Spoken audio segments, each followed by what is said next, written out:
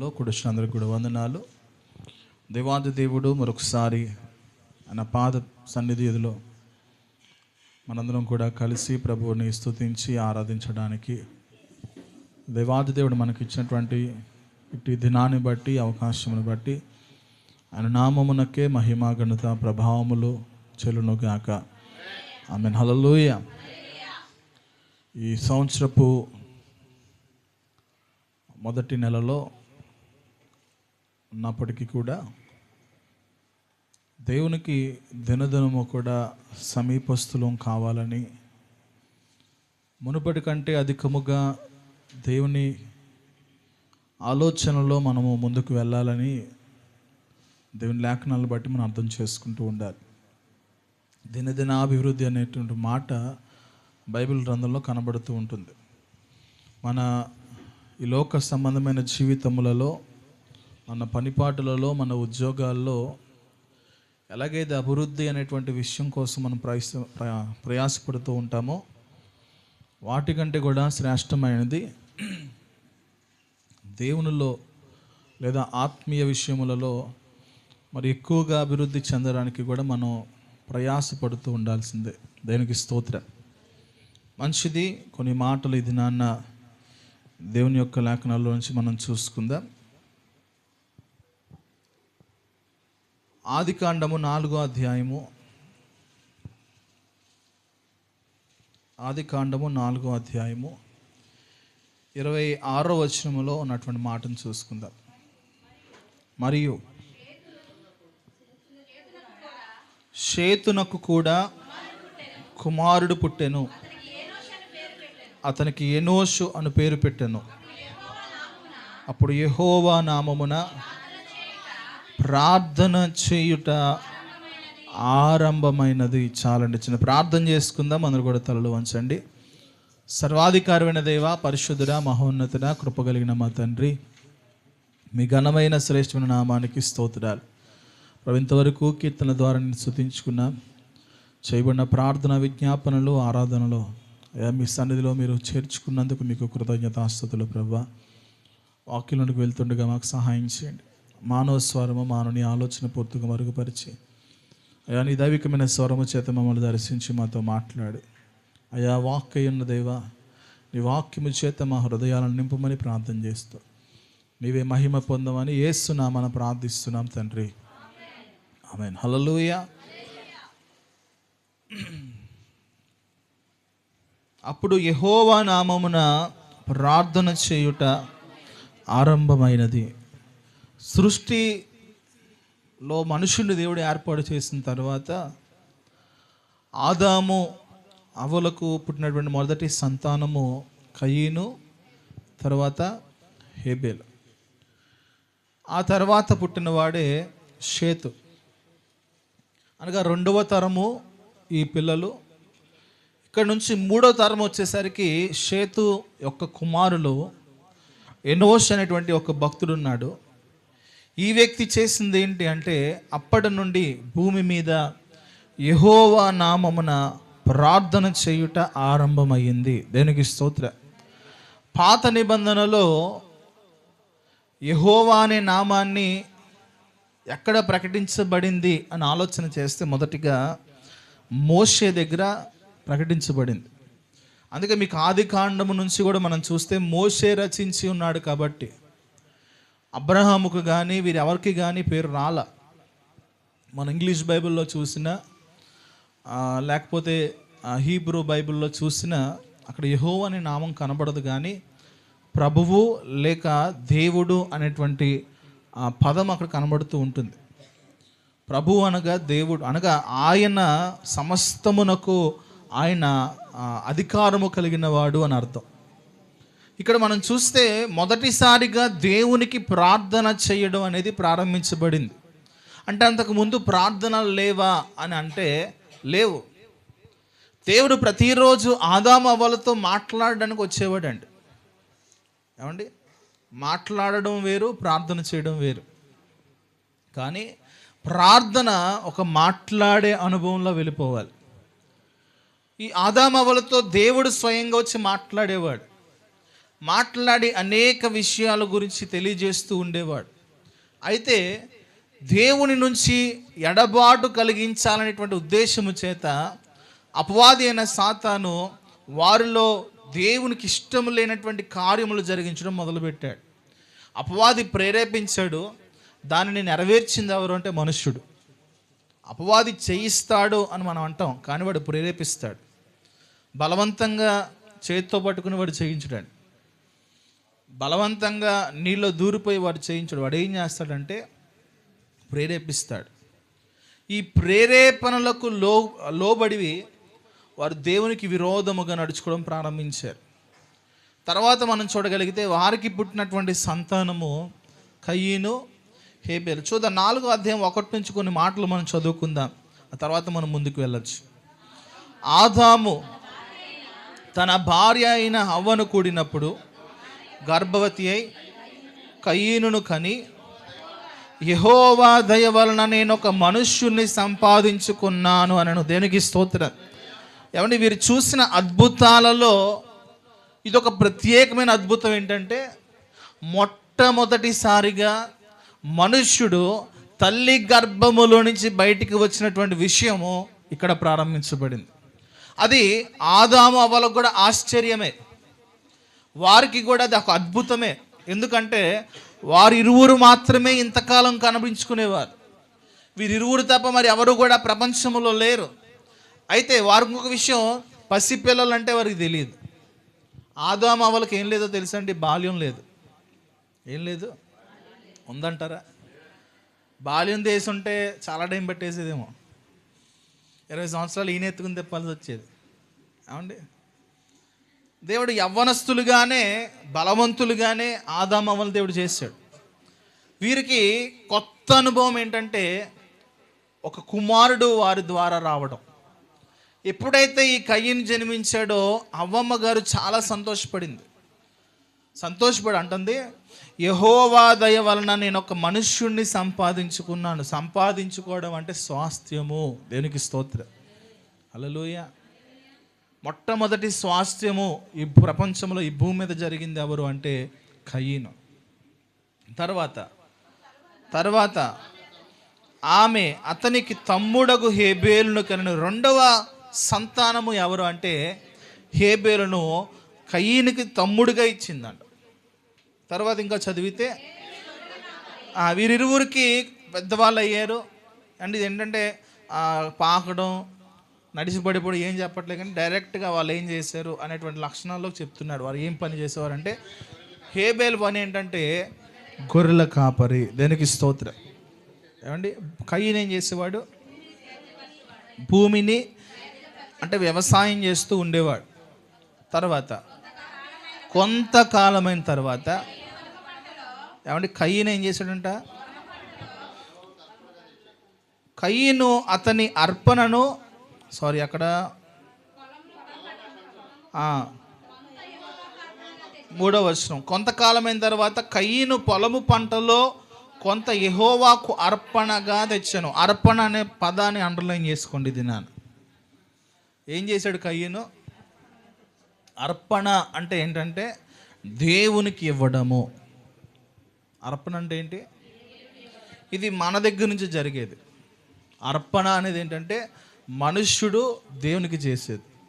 ఈ అర్పణలో ఆదాము అవ్వలకు ఎప్పుడు కూడా అలవాటు లేదు. అర్పణ అనే విషయము ఎక్కడి నుంచి ప్రారంభించబడింది అంటే కయీను దగ్గర నుంచి స్టార్ట్ అయింది. కయీను తను చేస్తున్నటువంటి వ్యవసాయంలో కొంత అర్పణగా దేవునికి తీసుకొస్తూ ఉండేవాడు. హేబేలు కూడా తన మందలో తొలుచూలున పుట్టిన వాటిలో క్రొవ్విన వాటిని కొన్ని తెచ్చెను.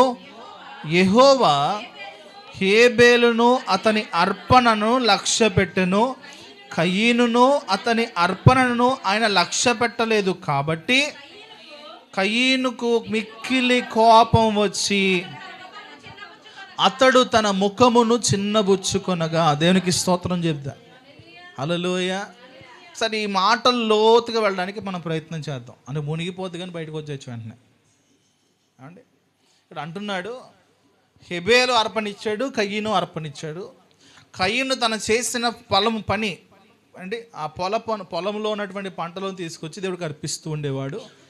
హేబేలు అతడు గొర్రెలు కాసుకుంటూ ఉన్నప్పుడు అతని దగ్గర ఉన్న గొర్రెలలో ఏదైతే మొదటి తొలిచూలై ఉంటుందో అందులో క్రొవ్విన దానిని దేవుడికి ఏమి ఇవ్వాలనుకున్నాడంట? The best ఇవ్వాలనుకున్నాడు.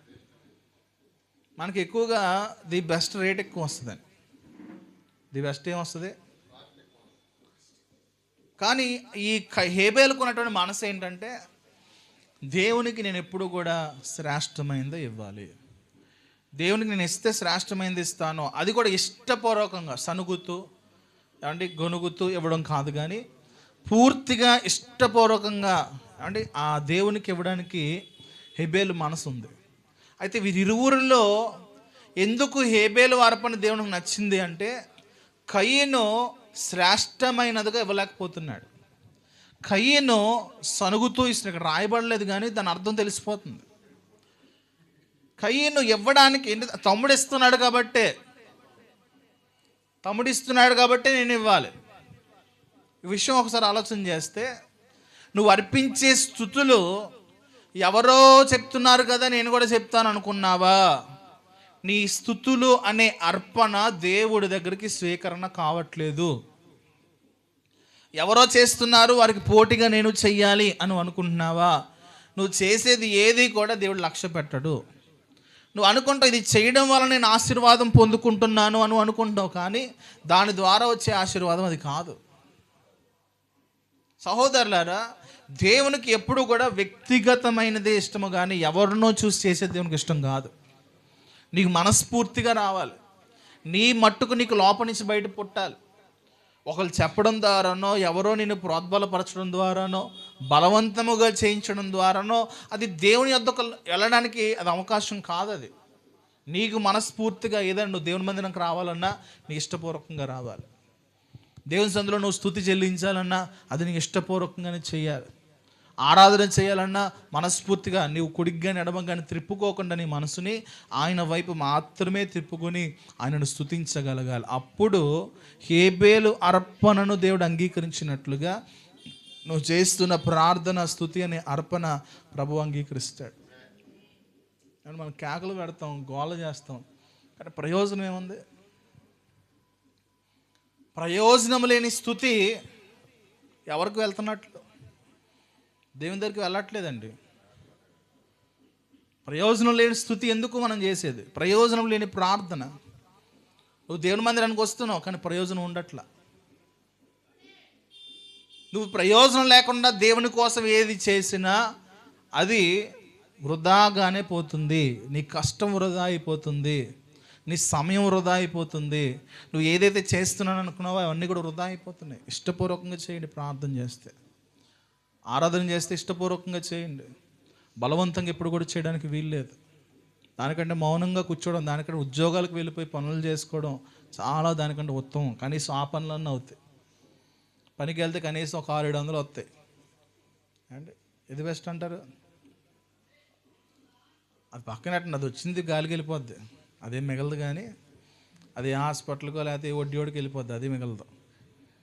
దేవుని మందిరానికి వచ్చే విషయంలో నువ్వు జాగ్రత్త కలిగి ఉండడం నేర్చుకోవాలి. నువ్వు ఎవరి వైపు నీ మనసు తిప్పుకోక, నేను దేవుని ఆరాధించడానికే వచ్చాను, దేవుని మహిమపరచడానికే వచ్చాను, నీ సత్తా ఏంటో దానితోనే చూపించాలి దేవునికి.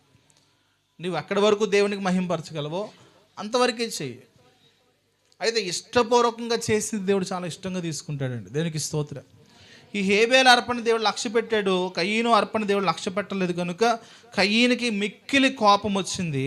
అప్పుడు అతను చేసిన పని ఏంటంటే ముఖము చిన్నబుచ్చుకున్నాడు. ఈ ముఖము ఎప్పుడు చిన్నబుచ్చుకోవడం జరుగుద్ది అంటే నీలో పొరపాటు ఉన్నప్పుడు జరుగుద్ది. ముఖం ఎప్పుడు తెలుసా చిన్నబుచ్చుకోవడం అంటే ఎంత అయిపోద్దా? అది ఒక లక్షణం, అది చూపించడం అవుతుంది. ఏమవుతుంది అంటే మనసు చెదిరిపోవడం. అంటే కయీను తప్పు చేశాడు కాబట్టే అతని ముఖం చిన్నబుచ్చుకుంది. కయీను తప్పు చేయకపోయి ఉంటే అతని ముఖం చిన్నబుచ్చుకోదు. అంటే కయీను ఈ మధ్యలో అతడు దేవుని స్వరము కంటే కూడా అపవాది లక్షణాలను కొన్ని తెచ్చుకున్నాడండి లోపు. అందుకే అతడు ఇస్తున్నాడు, దేవునికి ఇష్టం లేదు, వద్దనేసాడు దేవుడు. చెప్పాలంటే దేవుడు వద్దంటే ఏమైంది? ఇప్పుడు చిన్నబుచ్చుకుని అతని తమ్ముడి మీద కోపం దేవుడి మీద కోపం, తమ్ముడి మీద కోపం. దేవుడి మీద కోపం తీర్చుకోగలవా? కుదరదు. ఇప్పుడు ఎవరి మీద తీర్చుకోవచ్చు? తమ్ముడి మీద. తమ్ముడి మీద కోపం తీర్చుకోవడానికి మొదలు పెట్టాడంట. తర్వాత ఈ లోపు దేవుడికి అర్థమైపోయింది సీను. కయ్యను, నీకెందుకు కోపం వస్తుంది? దేవుడికి పై రూపం అంతా కాదు, అంతరంగ భాగం కూడా కనబడిపోద్దండి. ఈ ముఖం చిన్నబుచ్చుకోవడానికి పై రూపం కాదు, లోపల రూపం. ఏమండి, మన దగ్గర 2 రూపాలు ఉంటాయి. ఏ రూపం? ముసుగులో ఒకటి, ముసుగు పైన ఒకటి. ఈ దేవునికి పై రూపం కనబడిపోయింది, లోపల రూపం కనబడిపోయింది. ఇప్పుడు అడుగుతున్నాడు, నీకెందుకు కోపం వచ్చింది? నువ్వు ఎందుకు చిన్నబుచ్చుకున్నావు? ఈ మాట అండర్లైన్ చేసుకోండి. ఒకవేళ నువ్వు మంచి పనే చేస్తుంటే తలెత్తుకోవా? ఒకవేళ దేవుడు అర్పణ తీసుకోలేదు, ఒకవేళ నువ్వు శ్రేష్టమైనది ఇచ్చావు, దేవుడు తీసుకోలేదు, అది నువ్వు గర్వంగా చెప్పలేవా? నువ్వు ఎందుకు చిన్నబుచ్చుకున్నావు నీ ముఖాన్ని? అంటే నీలో పొరపాటు ఉందని నీ మనస్సాక్షి నీతో చెప్పేసింది. నువ్వు చేసేది కరెక్ట్ కాదని నీ మనస్సాక్షి నీతో చెప్పింది. కాబట్టి నువ్వు మనసు చిన్నబుచ్చుకుని, ముఖం చిన్నబుచ్చుకుని, రెండో క్యారెక్టర్ కోపం తెచ్చుకున్నావు. ఎంతమంది కోపంతో చేతులు ఎత్తని రోజారి? ఇక్కడ దాని అర్థం ఏంటంటే మనలో సత్క్రియ లేదు. దేవుని మీద అన్ని విషయాలు చాలా కోపంగా దేవుని మీద కోపపడ్డాం, దేవుని పని మీద కోపపడ్డాం. అంటే ఈ ఒకవేళ నీలో వచ్చిందంటే ఖచ్చితంగా నీ సత్క్రియలు సరిగ్గా లేవు. ఒకవేళ నువ్వు సత్క్రియ చేసిన ఎడల తలెత్తుకోవా? నీకు ధైర్యం అనిపించదా? నేను చేసింది నా దేవుని కోసమే కదా, నేను ఎందుకు తలదించుకోవాలి? ఎందుకు నేను అవమానంగా ఫీల్ అవ్వాలి? ఈ మనసు మనలో ఉంటే అది సత్క్రియ. తర్వాత నీవు సత్క్రియ చేయకపోతే ఇది ఒక పాపం. అర్పణ అర్పించకపోవడం పక్కనట్టు, అర్పణ అర్పించి పాపం తెచ్చుకుంటున్నారు వీళ్ళందరూ కూడా. ఏమండి, అర్పణ అర్పించి పక్కనోడు అర్పించింది దేవుడికి ఇష్టమైపోయిందని చెప్పి మళ్ళీ ఏం చేస్తున్నారంట? ముఖం చిన్నపుచ్చుకుని కోపం తెచ్చుకుని ఈ సత్క్రియ చేయడం పక్కన పెట్టేస్తే పాపం తెచ్చుకుంటున్నారు. ఇప్పుడు దేవుని పని చేయడం వలన కూడా కొన్నిసార్లు ఏమవుతుందంటే పాపం వచ్చేస్తుంది. మరి దాన్ని దేవుని పని అనొచ్చా? అనడానికి వీల్లేదు. నువ్వు అనుకుంటున్నావు అంతే దేవుని పని అని అనుకుంటున్నావు, కానీ అది కాకుండా పాపం వచ్చేస్తుంది. చాలా జాగ్రత్త కలిగి అర్పించాలి దేవునికి.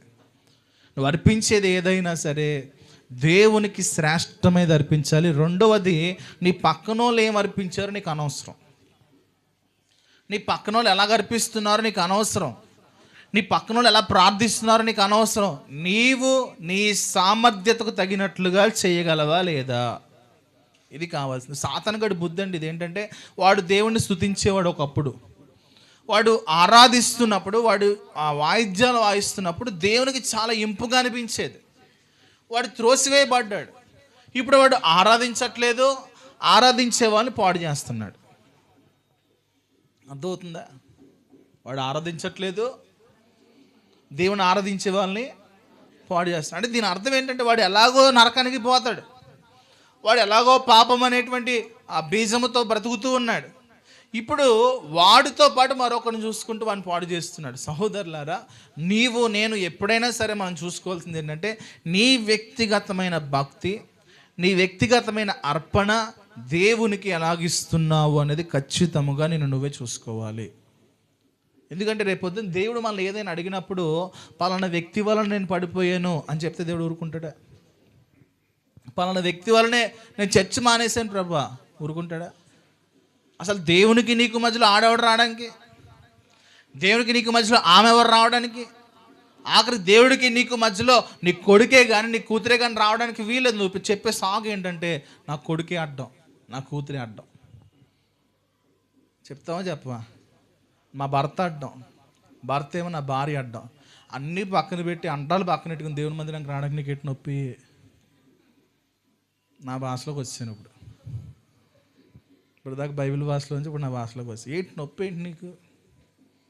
నువ్వు చెప్పే సాకు దేవుడు అంటున్నాడు నువ్వు అనుకుంటున్నావు, కానీ దానిని పాపముగా పరిగణిస్తున్నాడు దేవుడు.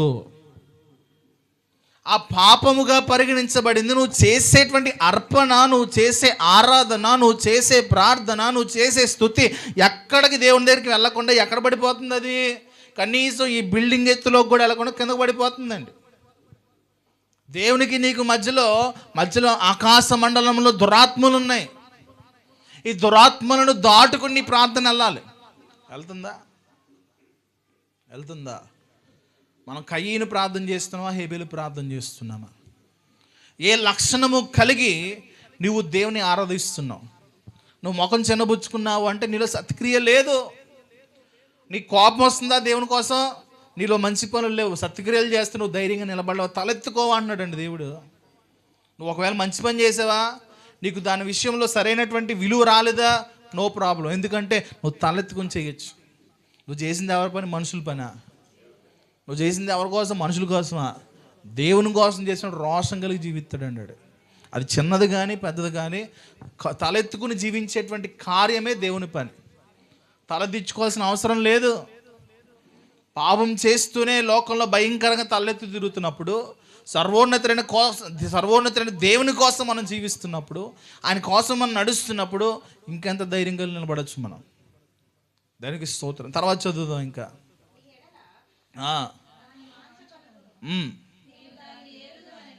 చాలండి. తర్వాత 12 నుంచి 14 చదవండి. నీవు నేలను సేద్యపరచునప్పుడు అది తన సారమును ఇక మీదట నీకు ఇయ్యదు, భూమి మీద దిగులు పడుచు. ఈ మాట అండర్లైన్ చేసుకోండి. నీవు భూమి మీద దిగులు పడుచు దేశ దిమ్మరివై. అసలు దేశ దిమ్మరి అంటే ఏంటో చాలా స్పష్టంగా ఇది అని మీకు అర్థం చెప్తా. ఏమండి, దేశ దిమ్మరి పదం చాలా బాగుంది పలకడానికి. ప్రకాష్ గారు, దేశ దిమ్మరి అనే దానికి అసలు అర్థం ఏంటో చెప్తాను. దేశ దిమ్మరి ఎవడో కూడా ఇది నన్ను తెలిపోద్ది. ఎవరో జస్వంత్, దేశ దిమ్మరి అంటే ఏంటో, దేశ దిమ్మ ఎవరో తేలిపోద్ది ఇది నాన్న. ఇప్పుడు ఏం చెప్తున్నాడు? భూమి మీద దిగులు పడుచు. ఇప్పుడు దేశ దిమ్మరికి ఉండే మొదటి లక్షణం ఏంటంటే దిగులు. చెప్పండి ఒకసారి, చెప్పండి. దిగులు పడకు సహోదరుడా, దిగులు పడకు సహోదరి, నువ్వు దిగులు పడితే దేశ దిమ్మరి అంటే. ఆ తర్వాత 2వ వచనం, అందుకు కయీను, నా దోష శిక్ష నేను భరించలేనంత గొప్పది, నేడు ఈ ప్రదేశము నుండి నన్ను వెళ్ళగొట్టితివి, నీ సన్నిధికి రాకుండా వెలివేయబడి దిగులు పడుచు భూమి మీద దేశ దిమ్మరినై ఉందును. అండర్లైన్ చేసుకోండి ఈ మాట.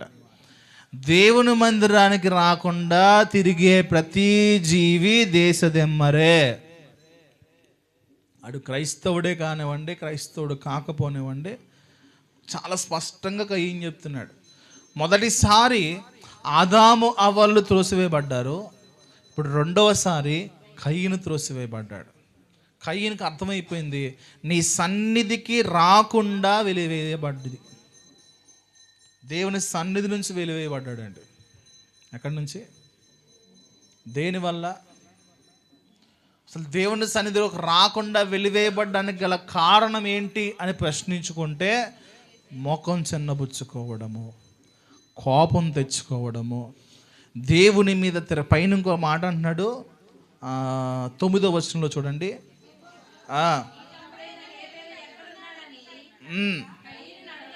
దేవునికి తెలుసు, అయినా కూడా అడుగుతున్నాడు, నీ తమ్ముడు ఎక్కడున్నాడు? అతను నాకు తెలియదు అని అబద్ధం ఆడి, స్త్రీలోపే అబద్ధం అండి. ఇప్పుడు దేశ దిమ్మ రావడానికి ఇంకో లక్షణం ఏంటి? చేతులు ఎత్తండి ఒకసారి, దేని స్తోత్రం చెప్పండి. ఓ అబద్ధికులారా, దేశ దిమ్మ రావడానికి 2వ లక్షణం మీలోకి వచ్చేసింది. దేశ దిమ్మర లక్షణాలు అంటే ఏంటి? మొదటి లక్షణం ఏంటి? దిగులు, ముఖం చిన్నబుచ్చుకోవడం, కోపం, అబద్ధాలు. స్పష్టంగా వచ్చేసిందండి ఇప్పుడే. ఇంకా చదవండి. నేను ఎరగను నా తమ్ముడికి. ఈ మాటలు ఎలాగ ఉంటాయి తెలుసా? వంకర మాటలు. ఇది 5వ లక్షణం. రాసుకుంటున్నారా సహోదరులారా, నా ప్రియ సహోదరులారా? రాసుకోండి. దేవుడు మిమ్మల్ని ప్రేమిస్తున్నాడు. ఈ మాటలు రాసుకోండి. అనుకోకుండా వచ్చేస్తున్నప్పుడు రాసుకోవాలంతే. నేను రాసుకుని రాలేదు కదా, మీరు రాసుకోండి, నాకు తర్వాత అడిగితే ఇవ్వండి. మొదటి లక్షణం ఏంటి? దిగులు. రెండవ లక్షణం ముఖం చిన్నబుచ్చుకోవడం. మూడవది కోపం. నాలుగోది అబద్ధం. లైన్లోకి వచ్చారు మా వాళ్ళు. తర్వాత ఐదోది అబద్ధం. తర్వాత వంకరి మాట. అని ప్రకాష్ గారు ఎప్పుడైనా మాడతారా వంకరగా? సరే మాట్లాడతావా? వంకరగా మాట్లాడడం అంటే ఏంటంటే నాకు తెలీదు. మీకేం తెలుతో ఒక ఉదాహరణ చెప్పండి. ఇక్కడ అంటున్నాడు, నేనేమన్నా నాకు తమ్ముడికి కావలున్నా, నన్ను కావలకు పెట్టేవా? నేను నీకు పనిదాన్నే కనబడుతున్నానా? నీకు పనుల్లో కనబడుతున్నానా? ఇలాంటివి మీకు చాలా తెలుసు. మీకు ఇందులో మీరు నేరపరులు కాబట్టి ఇంత బారుగా నేను చెప్పాల్సిన అవసరం లేదు. మనుషులు కొన్న నేరపరితనం వంకరగా మాట్లాడడం. వచ్చారా? అదా చాలా ఈజీగా వచ్చు. దీనికి ట్రైనింగ్ తీసుకోవాల్సిన అవసరంలా, స్కూల్కి వెళ్ళాల్సిన అవసరంలా. ఏమంటే చాలా త్వరగా వచ్చేటువంటి లక్షణాలు ఇవన్నీ కూడా. మరి కయ్యనికి ఎవరు నేర్పారు? ట్రైనింగ్ వెళ్ళాడు. అప్పుడు స్కూల్లో ఏం లేవే, వేద పాఠశాలలు లేవు కదా. ఉన్నాయా? కానీ ట్రైనర్ ఒకడు ఉన్నాడు. ఎవడంటే ఎస్, ఇవన్నీ కూడా దేశదెమ్మరి. ఆడు దేశదెమ్మరే, ఆడు ప్రపంచదెమ్మరాడు, దేశదెమ్మరు కాదు. అంటే దేవుడు అడుగుతున్నాడు యోబు దగ్గరికి వచ్చాక, బాబు ఎక్కడి నుంచి వచ్చావు? దేశదెమ్మరుగాడు, ప్రపంచదెమ్మరాడు. ఆడు ఫ్రెండ్స్ ఎవరో దేశదెమ్మర్లో. ఇప్పుడు ఈ దేశదెమ్మర్లు ఎవరో తేల్చుకోవాలి మనకి దినాన్న. ప్రపంచదెమ్మరు ఎవడో తెలిపాడు, ఈ దేశదెమ్మరు ఎవరో తెలియాలి మనకి. దేశదెమ్మరు లక్షణాలు వచ్చేసినాయి బయటకు. ఇప్పుడు దేనికి స్తోత్రం. లక్షణాలు బట్టే ఆ దేశదెమ్మరు గారి పేరు రాసుకోవచ్చు మనం. అంటే స్టిక్కర్లు తెలుసా, పుస్తకాల మీద అంటించుకుంటాం కదా, అలా నుదుటి మీద స్టిక్కర్లు పెట్టుకుని పేర్లు రాసుకోవడం ఈ దేశదెమ్మరని. ఇంకేం చెప్తున్నాడు? నేనేమో కావలి వాడినా. అప్పుడు ఆయన, నువ్వు ఏం పని చేసావు తెలుసా? నీ తమ్ముని రక్తము యొక్క స్వరము నేలలో నుండి నాకు మొరపెడుచున్నది, కావున నీ తమ్ముని రక్తమును నీ చేతిలో నుండి పుచ్చుకొనుటకు నోరు తెరిచిన ఈ నేల మీద ఉండకుండా నీవు శపించబడుదువు. ఆఖరికి అతనికి వచ్చినటువంటి బహుమానం ఏంటంటే శాపం. పాపమే భయంకరమైందంటే శాపం మరీ భయంకరమైందండి. ఇది ఏం చేసిందో తెలుసా? కయీను తరములన్నీ కూడా శాపంగా మారిపోయినాయి. కయీను యొక్క తరం ఒక చోటకు వచ్చాక ఆగిపోయింది. పాపంలో ఎలాగైనా పాపానికి క్షమాపణ దొరకచ్చేమో కానీ శాపానికి క్షమాపణ లేదు. ఆ దినాల్లో ఇశ్రాయేలు ప్రజలు కూడా చాలామంది పాపము చేసి శాపాలు తెచ్చుకున్నారు. మనం తెలియకుండా చేసే పాపాలు ఒక్కోసారి మనల్ని ఏం చేస్తుంది తెలుసా? శాపానికి తీసుకుపోతున్నాయి. చాలా భయంకరమైందండి శాపం. పాపముగా ఉండగానే నువ్వు దాన్ని విడిచిపెట్టాలి. పాపముగా ఉండగానే దేవుని దగ్గర క్షమాపణ. ఒకవేళ కయ్యను కోపోద్రికుడై ఆ పని చేసి ఉండి దేవుని దగ్గరకు ఒక క్షమాపణ అడిగి ఉంటే, ప్రభువా నేను కోపం లేదు, తప్పు చేశానయ్యా, దయతో క్షమించండి, నా తమ్ముడు నేనే చంపాను, నా రక్త సంబంధిని నేను చంపాను ప్రభువా అని కన్నీరు కార్చుంటే పరిస్థితి మారేదేమో. కానీ మాట్లాడిన మాటల్లో ఎక్కడా కూడా తప్పు చేశాను అనే స్వభావం కనిపించట్లేదు. కయ్యను ఎక్కడున్నాడు? దేవుడు ఎందుకు అడిగాడు? దేవుడు తెలియదా? తెలిసి కూడా ఎందుకు అడుగుతున్నాడు? అతని మనసు స్వభావం ఎలాంటిదో అడగడానికి దేవుడు చేస్తున్నాడు. అడిగినప్పుడు అన్నాడు, నేనేమన్నా నాకు తమ్ముడికి కావలున్నా, నాకు తెలియదు అక్కడ ఉన్నాడో. వెంటనే దేవుడు అన్నాడు, నువ్వేం చేసావు నాకు తెలుసు. ఆ మనస్సు పూర్తిగా కఠినమైపోయింది. పోనీ అక్కడ చంపడానికి ఏమైనా కారణం ఉందా? ఆస్తిపాస్తులు గొడవ ఉందంటే ఏమన్నా ఆస్తిపాస్తులు ఏమైనా పంపకాలు తేడా వచ్చిందా? పోనీ ప్రేమించింది దక్కపోతే అన్న చేసేసుకోవడం, తమ్ముడు చేసుకోవడం జరిగిందా? కాదు కదా. మరి దేనికి చంపుకున్నారు? అర్పణ. మరి అర్పణ దేవుడు. ఇప్పుడు నేను అన్నానండి, శరణ్య ఒక భోజనం వండింది, డింపులో భోజనం, కీర్తన భోజనం వండింది. ఫస్ట్ 3 ముద్దలు టేస్ట్ చేస్తాం. ఏది బాగుందో అది ఫుల్గా తింటాను, 3 తినేస్తానా? అవునా? అప్పుడు మిగతా వద్దరు ఏం చేయాలి? నెక్స్ట్ టైం పెట్టినప్పుడు ఇది ఉండకూడదని చెప్పి దాన్ని వేసేయాలి. ఇప్పుడు కయ్యను హేబెలు మాత్రమే భూమి మీద ఉన్నారు. కయ్యను హేబెలు మాత్రమే భూమి మీద ఉన్నారు. ఈ హేబెలు అనేవాడు చచ్చిపోతే చచ్చినట్టు దేవుడు నా అర్పణ తినాలి. ఏం మనసండి! అయ్యో ఏం కుయుక్తండి, ఒక్క పండు ఎన్ని కార్యాలు చేయించిందండి. ఇవన్నీ చావు తెలివితేటలు అంటారు దీన్ని. ఏ తెలివితేటలు? చచ్చు తెలివితేటలు. ఈ పదాలని దీనికి వాడుకోవచ్చు.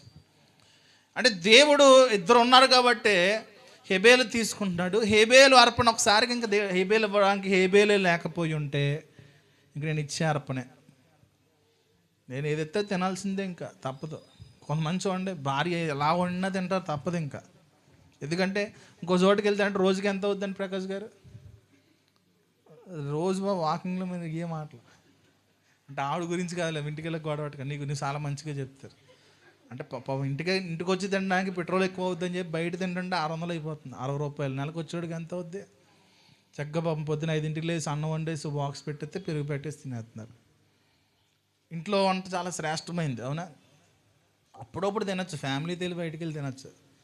అలాగని రోజు బయట తిన్నాం అనుకోండి, అజీర్తి చేసి గ్యాస్ ప్రాబ్లంలు వచ్చి అడేసి ఏం వేస్తాడో మనకు తెలియదు, ఏం వండుతాడో తెలీదు, మొత్తం అన్ని కడుపుగా మొత్తం ఖరాబ్ అయిపోతుంది. ఏమండి? దేవునికి స్తోత్రం. కనుక కయీను యొక్క లక్షణం ఏంటంటే, హేబేలు లేకపోతే నా అర్పణే దేవుడు తీసుకుంటాడు అనే మనసు వచ్చి అసలు చంపడానికి ఏ కారణం కూడా లేదండి. ఇంతకీ తప్పు ఎవరిదంటే కయీందే. కయీను ఇస్తున్నాడు, బాగానే ఉంది, ఇవ్వడం తప్పట్ల, చర్చకు రావడం తప్పట్ల, ప్రార్థన చేయడం తప్పట్ల, స్తుతి చెప్పడం తప్పట్ల, చేసేది సరిగ్గా చేయకపోతే ఎవరికి ప్రాబ్లం? మనం తప్పుతుందా చర్చకు రావడం? ఏమన్నా తప్పుతుంది ఏమన్నా? అలాగన్నా వెళ్ళాలి, నాతో తిట్లు తినాలి. పొద్దున్న వస్తారు వెళ్ళి పాపం 9 గంటలు మొదలెడతాను వెళ్ళి తిట్లు తిడ్డాం. 9:30 దాకా మేము రాకుండా ఉంటే బాగుండి మనసు అనిపిస్తూ ఉంటుంది.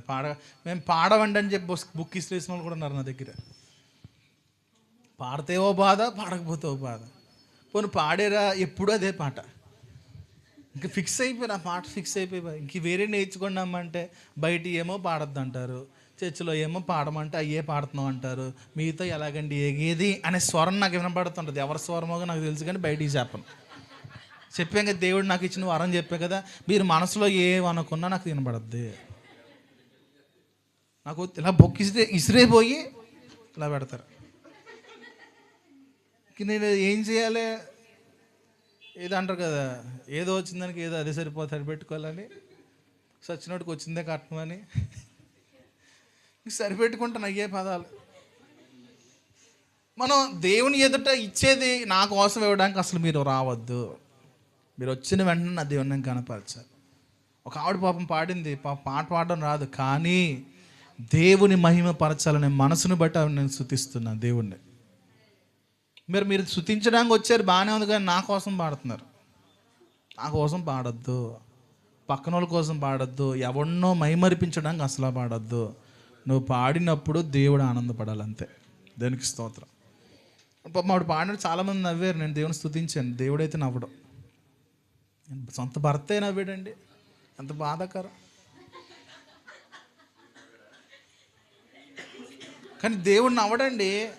నా కుమార్తె తనకు వచ్చి రాని స్వరంతో నా దేవుడు నన్ను మహిమపరచడానికి ఇష్టపడిందని చెప్పి దేవుడు సంతోషిస్తాడు. దేవుడు ఎప్పుడు కూడా వచ్చి రాని స్వరాలతో పాడిన వాళ్ళని ఆనందపడతాడండి. ఏమండి? అప్పుడు దేవుడు ఏం చేస్తాడు తెలుసా? ఆ వరాన్ని ఇస్తాడు. దేవుని దగ్గర వరాలు ఏం తక్కువైనాయా? ఒకసారి మేము ఎలా పాడుతుంటే మా పాస్టర్ గారు ఐఫోన్ తీసి చక్కగా రికార్డ్ చేసి, షారోని రోజా వేసే పాట నేను ఐజా కలిపి పాడుతుంటే రికార్డ్ చేసి ఇనండ్రా బాబు అన్నారు. జీవితంలో పాట పాడకూడదు అనుకున్నాం. మోకరించి ప్రార్థన చేసా, ప్రభువా ఎలాగైతే మమ్మల్ని అవమానపరిచారో ఆయన లైన్ మేము దూషించలేదు, ఎట్లా అలా చెయ్యడం ఒక గొప్ప కార్యం అయింది. ఏంటంటే మేమే పాటలు పాడాలని చెయ్యండి, మాకు మంచి స్వరాలు ఏమన్నా అంటే క్వాయర్ లీడర్స్ని చేశాడు మమ్మల్ని. ఎవరి కార్యం? నాకు స్వరం ఏం కాదండి, నాకు ఇప్పటికీ ఎలాగ ఉంటుందంటే జస్సు గడమే కొంచెం బాగుంటుంది అంతే. డబ్బాలో రాళ్ళు వేసి కొడితే ఎలాగ ఉంటుంది, అయ్యే స్వరాలు మాయి. కానీ దేవుని కొరకు మనం ఏం చెయ్యాలనుకుని ప్రార్థన చేయాలి. ఇంట్లో కూర్చుని రీల్స్ చూడడం, షార్ట్లు చూడడం కాదు. ఏం చేయాలి? ఇవాళ మా పాస్కర్ అవమానపరిచాడా, ఆడే మైక్ ఇచ్చి ఆడే రామ్మ పాడనిలా చేయి ప్రభువా. శరణ్య అలాగే చేసి, శరణ్య ఒకటి పాటలు పాడేది కాదు, ఆడు నా చేత పాట పాడించాలి ప్రతి వారం. అమ్మ పాడమ్మ ప్లీజ్ అమ్మ అంటున్నానండి. నేను ప్రతి వారం బతిమాడుకుంటున్నా, కీర్తన పాడు తల్లి, అమ్మ డింపులు పాడు తల్లి, వీళ్ళందరూ నా కోసం అలా ప్రార్థన చేసిన వాళ్ళే కనుక ఆ ప్రార్థన నెరవేర్పు ఇప్పుడు జరిగింది. పాడమ్మా పాడమ్మా గజాల అనాలు చనిపోతుందండి. దానికి స్తోత్రం కలుగురు. దేవుని దగ్గర దేవునికండి పాటలు ఇష్టం, స్తుతులు ఇష్టం, కానీ అది దేవునికి ఇష్టంగా ఉండాలి. లేదా నువ్వు రోజంతా కూర్చొని పాటలు పాడు, నీకు ఇష్టంగా ఆయనకి ఇష్టం లేకపోతే అవన్నీ కింద పడిపోతాయి. జువ్వలు పైకి వెళ్తాయా, ఎంత ఎత్తి వెళ్తాయి, అంతే కింద పడిపోతాయి. కానీ నువ్వు దేవునికి ఇష్టంగా చేస్తే అది చిన్న స్తుతి అయినా సరే అక్కడ ఎదురాడుతున్న దురాత్మ సమూహములను తోసుకుంటూ వాటి కన్నాలు పెట్టేసి ఆయన పాదముల దగ్గర అలా పడిపోద్దండి. దేవునికి స్తోత్రం. ఇలాంటి ప్రార్థన పరులు లేపబడాలి. ఇలాంటి స్తుతి చెప్పేవాళ్ళు రాదు. అంటే స్తుతి చెప్తే మనం ఎన్నిసార్లు అనుభవించి అసలు ఏమైనా అనుభవం వస్తుంది. ఈ మధ్యన ఒకప్పుడు ఆరాధన చేస్తే ఏమనిపించే, కన్నీళ్ళు కార్చి దర్శనాలు చూసినప్పుడు ఏం రావట్లే, ఎవరి మోకాలో కనబడుతున్నాయి దర్శనాల్లో. ఒకప్పుడు వచ్చాయంటే దాని అర్థం ఏంటి, ఇప్పుడు రావట్లేదంటే అర్థం ఏంటో తెలుసా? మనం కయీనుల్లా మారిపోయాం, మనం కయీనులో దిగబడిపోయాం. కయీను ఆత్మ మనలో పనిచేస్తుంది కనుకే ఆ పూర్తి హృదయముతో ఆనందంతో ప్రభుని ఆరాధించలేకపోతున్నాం. ఏదో మైమరిచిపోయినట్లుగా ప్రవర్తిస్తున్నామేమో, కానీ హృదయం కదిలించబడితే వేరేగా ఉంటుంది, నువ్వు కదిలితే వేరేగా ఉంటుంది. నువ్వు కదిలిన దానికి హృదయం కదిలించబడిన దానికి చాలా తేడా ఉంటుంది. దేవుని సన్నిధి లేకపోతే హృదయం కదలదండి. అది పాస్టర్ వల్ల లేకపోతే ఎదురుగా కూర్చున్న శరణ్య వల్ల మీ ఇద్దరు అడ్డుబండలో ఉన్నామన్నా మీకు రావట్లేదని కాదు. మీ మనసులు మారాలి. ముందు మేము బాగానే చేసుకుంటున్నాం ఆరాధనలో, మీరు మమ్మల్ని చూసి నవ్వుకోండి, వారిలో మేము బాగానే చేసుకున్నాం, చక్కగా కళ్ళు మూసుకుని ఎవరైపు చూడకుండా ఒంటికన్నుతో బాగానే ఆరాధన చేసుకుంటున్నాం మేము.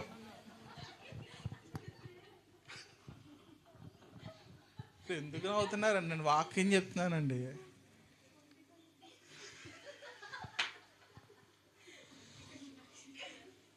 దేవుడు మేము బాగా ఆరాధన చేస్తాం, మీరే మీ సరిగ్గా ఉండట్లేదు, సరిగ్గా ఆరాధన చేసుకుని మీరు కూడా మీలో కయీను ఆత్మను తీసేసుకుని హేబేలు ఆత్మను రానివ్వండి.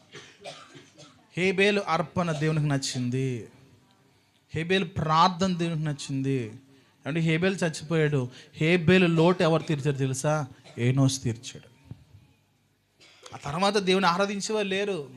కయీను కుటుంబం ఆరాధన చేస్తా, కయీనుకు ఒక కోపం వచ్చిందని దేవుడు తోసాడా, ఆరాధన చేయను ఇంకా, ఇప్పుడు దాకా అర్పించండి పోన్లేని, అది కూడా ఇవ్వను, తర్వాత చదువుకోండి.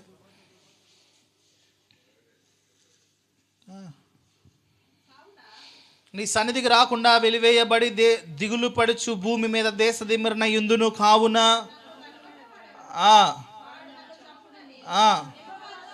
చూడండి. మరి ఘోరమైన పరిస్థితి. ఈడు ఏదో ఏడిసాడు, బాగానే ఉంది, నన్ను ఎవడికి ఒకసారి ఎతుకుతాడో, నన్ను ఎవడైతే చూస్తాడో ఆడు తర్వాత అంటే తను సంపించుకుంటున్నాడు. అని ఇప్పుడు ఎవడున్నాడండి, చందమామ నవ్విందంట, చందమామ చూస్తాడు చచ్చిపోతాడు అన్నాడంట. చందమామ చూస్తాడు సంవత్సరం అంతా ఏడిపోచ్చేద్దంట. ఈడు ఏడిసాడు బాగానే ఉంది, ఇంకోటి మీద ఎందుకు ఆడడం, మీకు అర్థం కాదులే, బాధపచ్చాలి మీరు ఇంకా. అండ్ అవునా, ఈడు ఏడిసింది బాగానే ఏడిసింది, మళ్ళీ ఇంకోళ్ళ మీద ఆడడం ఎందుకు? తర్వాత కాబట్టి ఎవడైనను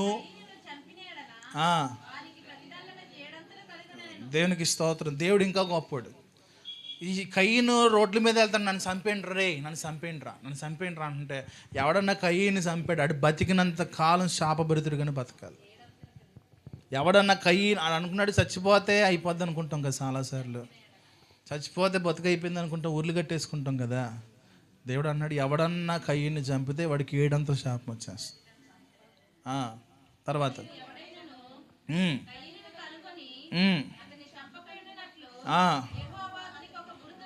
ఏమంటే ఆ టైంలో అంట మనుషు ఆ కయ్యని నెత్తి మీద గుర్తేసాడంట, ఆయన ఎవడ ఏం చేయకూడదు అంటే అటు దేశ దిమ్మరిలో నెంబర్ 1 రకం అయిపోయాడు. ఇంకా అటు సావు రాదు, ఇటు సేపు బతకలేడు, అలాగైపోయిందని పరిస్థితి. తర్వాత అప్పుడు కయ్యను యెహోవా సన్నిధి నుండి బయలుదేరి వెళ్ళి దేశంలో కాపురం ఉండెను. భార్యను కూడినప్పుడు ఆమె గర్భవతి హనోకును కనెను.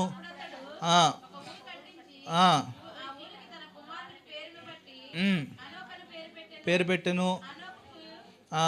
ఈ రాదు పుట్టెను, ఈ రాదు కనెను. మతూషాయేలును కనెను. ఆ, ఉమ్, ఉమ్, ఉమ్, ఉమ్, ఉమ్. మూల పురుషుడు, అతని సహోదరుని పేరు యోబాలు, ఇతడు సితారాను సానికను. మ్యూజిక్ సిస్టమ్ స్టార్ట్ అయింది ఇక్కడ. మ్యూజిక్ సిస్టమ్ ఎక్కడ స్టార్ట్ అయింది? సితారా అంటే అదే కదండి, పిల్లన గ్రోవి. ఉమ్, ఉమ్. చాలండి. ఇంక ఈ ఫ్యామిలీ ఆ చదువుకుని చూసిపోతే వాళ్ళు ఎక్కడ కూడా నడిపించి వాళ్ళలేదు. ఇంక అయిపోయింది సీన్ లాస్ట్కి వచ్చాక. తర్వాత మరలా ఆదామవలు దేవుడు ప్రేమించి షేతునిచ్చాడు. అంటే 25వ వచనం చూస్తే ఆదాం మరలా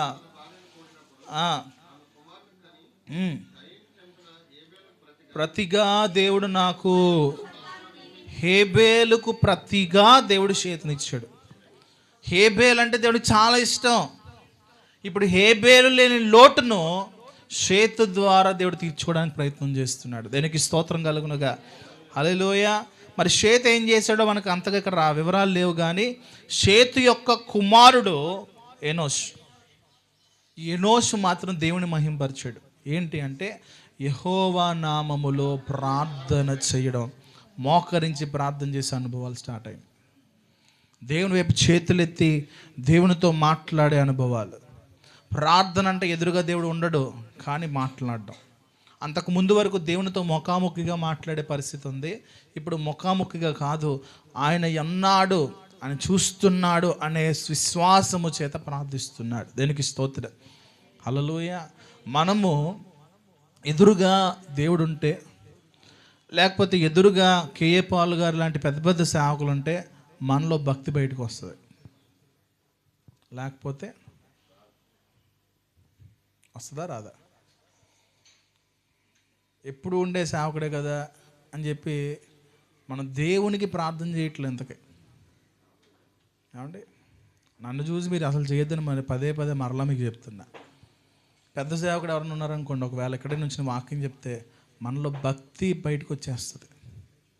పుట్టగొడుగు వచ్చినట్టు ఏమవుతుంది? భక్తి అప్పటికప్పుడు వచ్చేదా, ఎప్పుడు ఉండేదా? ఏమండి, ఎప్పుడూ లేకుండా అప్పటికప్పుడు వచ్చిందంటే దాన్ని ఏమంటారు? భక్తి అంటారా, అబద్ధ భక్తి అంటారా? వేషధారణ. ఎస్, కరెక్ట్ పదం అది. వేషధారకులు అంటే దేవుడికి ఎలాంటి వాళ్ళు అంట? అసహ్యులు. నువ్వు దేవునికి భక్తి చేసినప్పుడు ఎవరి ముందైనా సరే, ఎవరు ఉన్నా లేకపోయినా నీ భక్తి దేవుడు చూస్తున్నాడు. నీ భక్తి దేవునికి నచ్చాలి, దేవుడు స్వీకరించాలి, దేవునికి యోగ్యముగా కనబడాలి. ఎప్పుడైతే ఈ లక్షణము నీలో ఎప్పుడూ ఉంటుందో నీవు హేబేలు వంటి దానవు. వాక్యం చెబుతుంది హేబేలుకు బదులుగా. దేనికి స్తోత్రం. ఏమండి, అంటే హేబేలు అర్పణ దేవునికి ఎంత నచ్చి ఉంటుంది. ఏ మాటలు అపోస్తులైన పౌలు గారు పత్రికలో కూడా రాసుకుంటూ వచ్చాడు. అర్పణ విషయంలో మనం బలులు ఇవ్వట్లేదు, లేకపోతే ఏవో తీసుకురావట్లా. అర్పణ అంటే ఏం కాదు, నువ్వు దేవుని సన్నిధిలో పెడుతున్న మొర ఒక అర్పణ. దేవుని సన్నిధిలో నువ్వు అర్పిస్తున్నటువంటి ఒక ప్రార్థన, స్తుతి, స్తోత్రాలు, ఇవన్నీ కూడా దేవునికి అర్పణలే. నువ్వు చేసే అర్పణ దేవునికి అంగీకారంగా ఉందా లేదా నీ మనస్ఫూర్తిగా ఆలోచన చేస్తూ. మొదటిగా చెప్పాలంటే మనం వచ్చిన వెంటనే మనం మనసును సరి చేసుకోవాలండి. కొంచెంసేపు ఆ లోక ఆలోచనలన్నిటి బయటికి తోసేసి లోపల చెత్తను బయటపడేసి దేవుని దగ్గరికి వచ్చాము అనే మనసు మనకు రావాలి. ఇప్పుడు బయట ఎన్ని చేసినా స్కూల్లోకి వెళ్ళేటప్పటికి స్టడీస్ దగ్గర మన మనసు పెట్టకపోకుండా ఏదో సినిమా గురించి ఆలోచిస్తే, సీరియల్ గురించి ఆలోచిస్తే చదువేమవుద్ది? అయిపోద్ది, అంతే, ఏముండదు. భక్తి కూడా అంతే. నువ్వు దేవుని మందిరంకి వచ్చిన తర్వాత ఏ ఆలోచనలు పెట్టి కూర్చుని నువ్వు దేవుని ఆరాధన చేస్తే నీ భక్తి కూడా అలాగే అయిపోతుంది. ఇది ఇంకోటి ఏంటంటే, ఇది చెయ్యకపోవడం వలన పాపం వస్తుందంటండి. అందుకే భక్తి సరిగ్గా చేయకపోవడం వల్ల ఏమొస్తుంది? పాపం వస్తుంది. ఈ పాపం ఏం చేస్తుందంట? శాపానికి దారితీస్తుంది. ఇప్పుడు ఇందాక చదువుకున్న లక్షణాలు, దేశ దిమ్మరి కావడానికి ఇవే లక్షణాలు. మనం చేస్తున్నాం, కష్టపడుతున్నాం, వస్తున్నాం, కానీ సరైనటువంటి ప్రతిఫలం మనకు రావట్లేదు.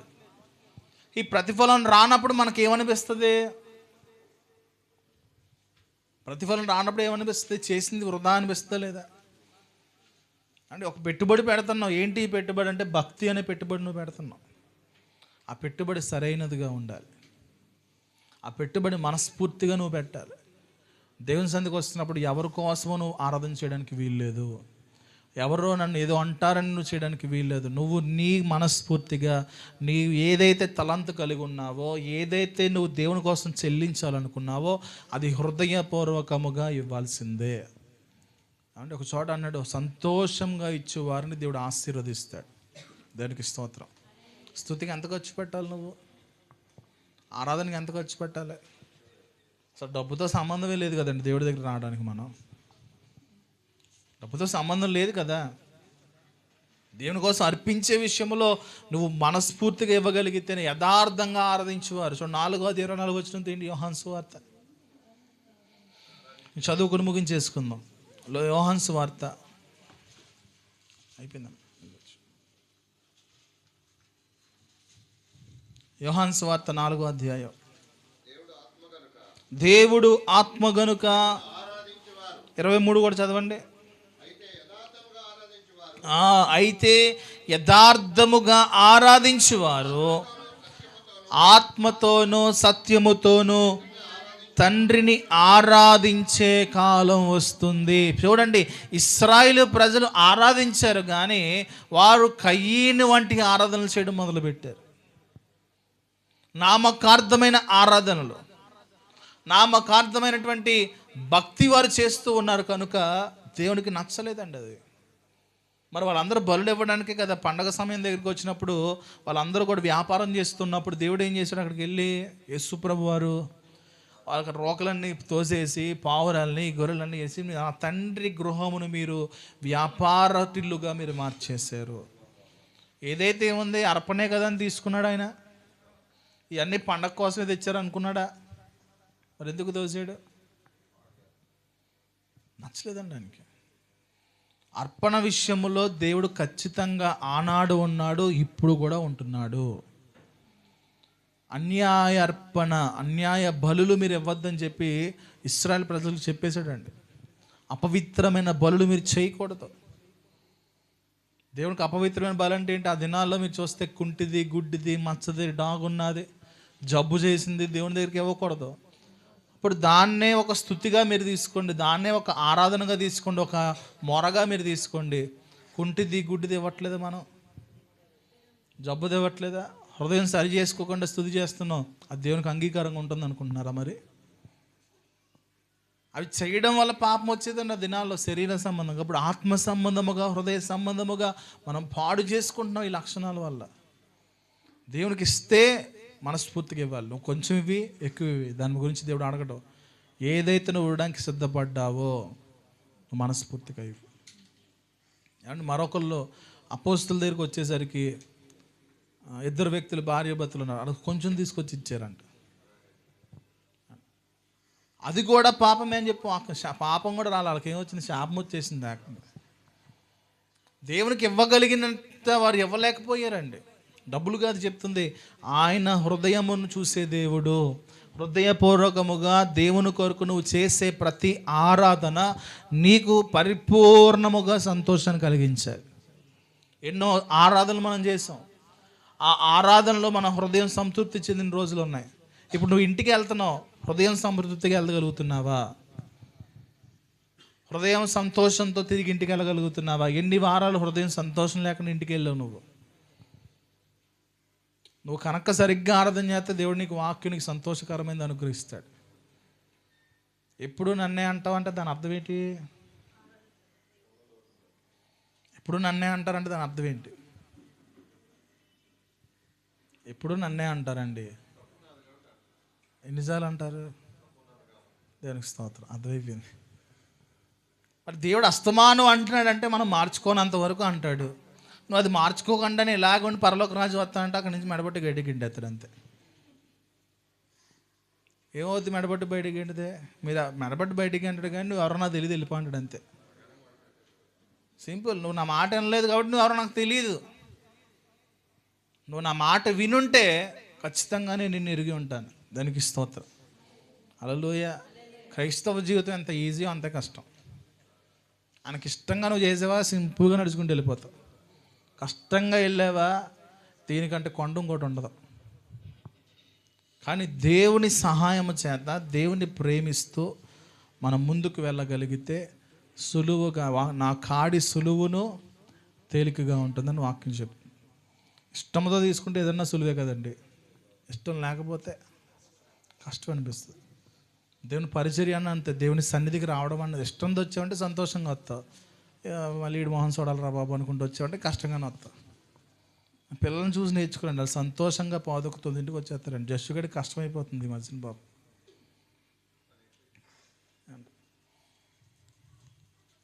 నేను వెళ్ళాలి అనుకుంటే అమ్మా నాన్నలు కూడా ఎదిరించవచ్చు. నేను ఎదిరించే స్థానానికి వచ్చా. కొట్టలేదు, కానీ నాకు నీకంటే నా దేవుడే ఎక్కువ. దేవుడు ఎక్కువ కాబట్టే కుటుంబ పరిస్థితులు మారుతాయి. కుటుంబ పరిస్థితులు మారాలంటే ఒక్కళ్ళైనా కుటుంబంలో పైకి లేచి ముందుకు రావాల్సిందే. మీ గొప్ప ఆలోచన అంటే మా కుటుంబంలో ఒకళ్ళు లైన్లో నుంచున్నారు కాబట్టి నలుగురికి తీసుకొచ్చేస్తుంది అనుకోవడం భ్రమ. ఏమంటే మనకు అలవాటు కదా, రేషన్లో 3 ఉన్నారనుకోండి, ఒకప్పుడు లైన్లో నుంచి ఉంటే నువ్వు వెళ్ళి నాకు చోటు ఉంచిపోయి 3 కార్డులు ఇచ్చి పంపించేస్తాం. ఇప్పుడు ఏం చల్లట్లేదండి. కార్డులు లైన్లో తీసుకురమ్మండవే. నువ్వు మళ్ళీ వెనక్కి వెళ్ళి ఉంచవలసిందే. ఎవరు ముందు వస్తారో వాళ్ళకే దేనికి స్తోత్రం. ఎవరు ముందు వచ్చి కూర్చుంటారో వాళ్ళకే. తర్వాత వాళ్ళందరూ యాసావులే. యాసావు అడిగడిగి ఏం తెచ్చుకుంటే తెలుసా? నేను చెప్పను. ఇంటికి వెళ్ళాక ఇస్సాకు దగ్గరికి వెళ్ళినప్పుడు యాకోబు యాసావులు ఏం పొందుకున్నారు, ఇది మీకు హోంవర్క్. చాలా రోజులు అయింది హోంవర్క్ ఇచ్చి. మీరు అలాగో చేయరు కాబట్టి ఇవ్వడం మానేసాను అనుకోండి. హేబేలు అడిగి తీసుకున్నాడు. హేబేలు కాదు, యాసావు లేదురా బాబు అన్నా సరే అడిగి తీసుకున్నాడండి. అదేం తీసుకున్నాడో నాకు గ్రూప్లో ఆన్సర్లు చెప్పాలి. గ్రూప్లో వద్దు, కానీ ఎందుకంటే మీరు దొంగలో కాపీ పేస్ట్ చేసేస్తారు, ఫార్వర్డ్ చేస్తారు. మీరు వ్యక్తిగతంగా నాకు పంపండి. ఏం పొందుకున్నాడు అడిగి. ఏంది అక్క నాకు కూడా చెప్పవా, ఏం వద్దు. చెల్లి నాకు కూడా చెప్పవా, ఏం వద్దు. మీరు చదువుకుని ఏం చెప్పారు, దానికి స్తోత్రం కలుగునుగా. కనుక దేవునికి అర్పించే విషయంలో ఒకవేళ ఈ దినాన్న ఎవరితోనైనా దేవుడు మాట్లాడకపోతే దేవుని స్తోత్రం, మీరు అందరూ కూడా హేబేలు ఆత్మలు కలిగిన వాళ్ళే. ఒకవేళ మాట్లాడుంటే కయీనుని బయటికి గెంటేసి హేబేలును పొందుకోవడానికి, హేబేలు అర్పించిన అర్పణలు మనం చేయడానికి దేవుని సముఖంలో మన జీవితాలు ఈ సంవత్సరంలో సరి చేసుకుందాము. అట్టి కృప దేవుడు మనకు అనుగ్రహించునుగాక.